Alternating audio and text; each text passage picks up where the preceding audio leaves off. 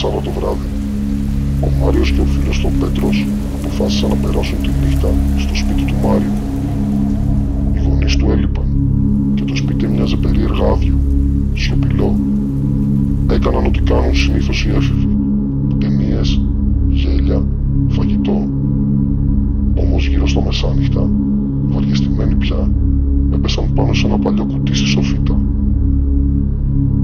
Μέσα υπήρχε ένας παλιός καθρέφτης, με ραγισμένη κορνίζα και μαυρισμένο γυαλί. Στο πίσω μέρος του ήταν χαραγμένο κάτι σαν προειδοποίηση. «Μην το χρησιμοποιήσεις ποτέ μόνος», έγραφε. Γέλασαν. Άναψαν ένα κερί, έβαλαν τον καθρέφτη στο πάτωμα και κάθισαν απέναντί του. Στην αρχή ήταν αστείο. Έλεγαν ο ένας τον άλλον να κοιτάξει βαθιά, να πει το όνομα του ανάποδα. Αλλά σιγά σιγά η φλόγα του κεριού άρχισε να τρεμοπαίζει, λες και φυσούσε κάποιος.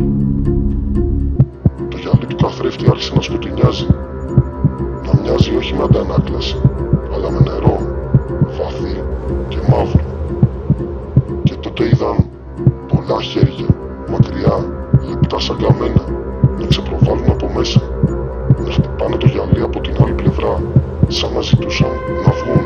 Οι δυο φίλοι πάγωσαν, προσπάθησαν να σηκωθούν, αλλά πριν προλάβουν να τρέξουν, ο καθρέφτης άλλαξε θέση.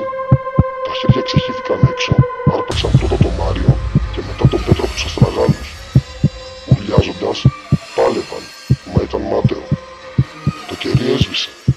Το δωμάτιο βυθίστηκε στο σκοτάδι και με ένα τελευταίο γδούπο τα παιδιά τραβήχτηκαν μέσα στον καθρέφτη. Το επόμενο πρωί, οι γονείς του Μάριου γύρισαν σπίτι. Το σαλόνι ήταν άδειο. Στο πάτωμα υπήρχε μόνο ένας καθρέφτης, ραγισμένος, λίγο περισσότερο από χθες. Και αν πλησίαζες αρκετά, μπορούσες να ορκιστείς ότι διέκρινες δύο πρόσωπα που φώναζαν πίσω από το γυαλί.